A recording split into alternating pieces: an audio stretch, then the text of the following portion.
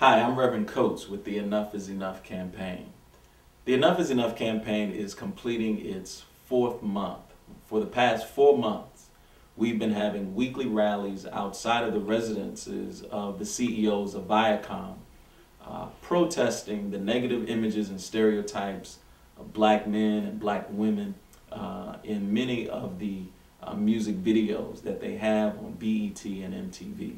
I want to thank all of those in New York, in particular Reverend DeQuincy Hintz and Reverend Roger Williams for providing leadership there in New York City. The rallies there in New York City happen every Saturday.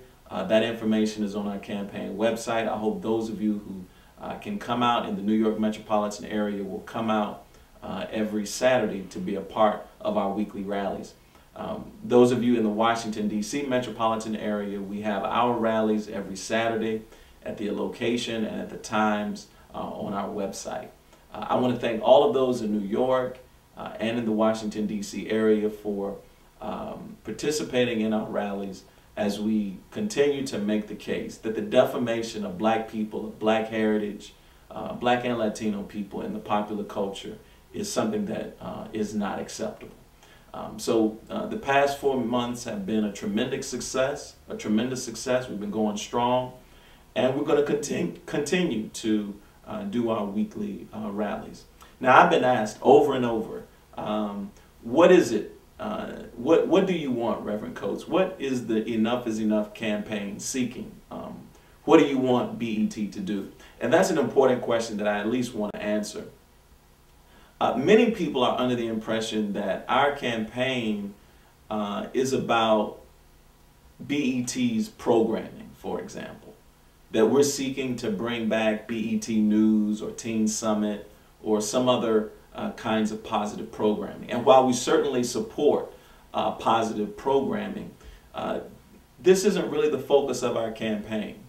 The focus of our campaign is on the negative images and messages that don't conform to BET's own voluntary programming guidelines and guidelines that the campaign has set out. Our campaign is focused on the content of those music videos. And so we're not doing these rallies because we're interested in more original programming. We would like BET, Black Entertainment Television, MTV, to deal with specifically with the messages on those music videos. And there are perhaps 5 to 20 music videos that continue to glorify criminal activity, drug dealing, drug use, a variety of antisocial behavior that doesn't conform to BET's own guidelines and the guidelines of our campaign. So we'd like to see those videos removed, as BET says on paper in its own guidelines, and as we've tried to lay out on our campaign website. So that's why we're doing what we're doing. It's not about programming. It's not about, another sitcom or wanting to see a news program come back or an awards show. Those things are good, and certainly we support those things in principle. But that's not why we're rallying. We want the executives of Black Entertainment Television to deal specifically with the music videos in question.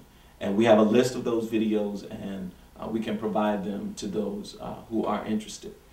I'm really excited about the partnerships that we're developing. I really don't want to say much specifically about what those partnerships will entail. But I do want to say that over the next 3 to 4 months, we expect several major advertisers that currently advertise on networks like BET and MTV. We expect some of those major advertisers to remove their commercials because they don't desire their corporate advertising dollars to support the kinds of images and messages that their corporations, that their corporate advertising dollars are currently endorsing. And so I'm excited about what's happening in that area. I'll probably let those of you watching know more about that in the coming months. But I would say, 4 months from now, we expect some major developments in that particular direction. If networks, if some of the Viacom properties refuse to remove some of the defamatory, offensive content. What they are essentially doing is they are forcing the American people to look at other avenues to defund the defamation of black people in the popular culture. And so we know that there are people all around the country who are looking at issues like cable choice as a vehicle for exercising their own freedom of speech. Look, here's the issue. If artists and entertainers are going to have freedom of speech to make the kind of songs that they want to make, if content providers like BET and MTV, if they're going to have the freedom of speech to put whatever commercials they want to, videos they want to have on their network, then it seems to reason that the consumer ought to have their own freedom to support the kinds of networks and channels that they want their dollars going to.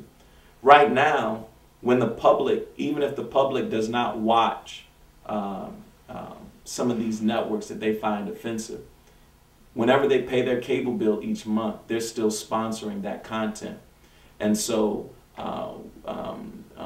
we believe that the refusal of these networks to change, to remove 5, 10 music videos at any given time, they're then forcing the consumer, parents, families who don't want their children, their teenagers, watching these kind of antisocial videos during prime time. These networks are forcing the consumer, the American people, to pursue other avenues so that they don't have to support this content. And so I want to urge those of you around the country, continue to send us emails, continue to let us know what you think about this content. And the next time I give a message, we'll have some specific instructions for those of you in other parts of the country who desire to participate and to support this campaign. I want to thank those who've contributed, who've given online, who purchased a t-shirt, and who've spread the word to family members, friends, and relatives. There are a variety of strategies we're looking at that includes advertisers, the cable choice issue. We're also working with several state legislatures around the country to look at the whole issue of states divesting public dollars from entertainment companies that produce this content. And so we're encouraged by things that's moving in that direction. We're also looking at attending several stockholders meetings of various entertainment companies and companies that produce and sponsor this content to make stockholders aware of the kinds of messages their investments are supporting. Just a variety of strategies. Also, there are several denominational leaders around the country who've expressed a desire to support this campaign and movement. Whether they participate in the rallies or not is one thing, but we know that many denominational leaders, civil rights leaders, other voices are going to begin to speak out more about this issue. And also, I'm really encouraged, I forgot to mention this, we are also expecting many artists in the industry to start supporting the Enough is Enough campaign, to start making statements about their support for wanting to see a new direction in hip-hop. Thanks a lot. I really appreciate all of you tuning in. Send us an email if you have questions. We're going to go into the new year stronger, encouraged to continue to fight for a better tomorrow. Thank you.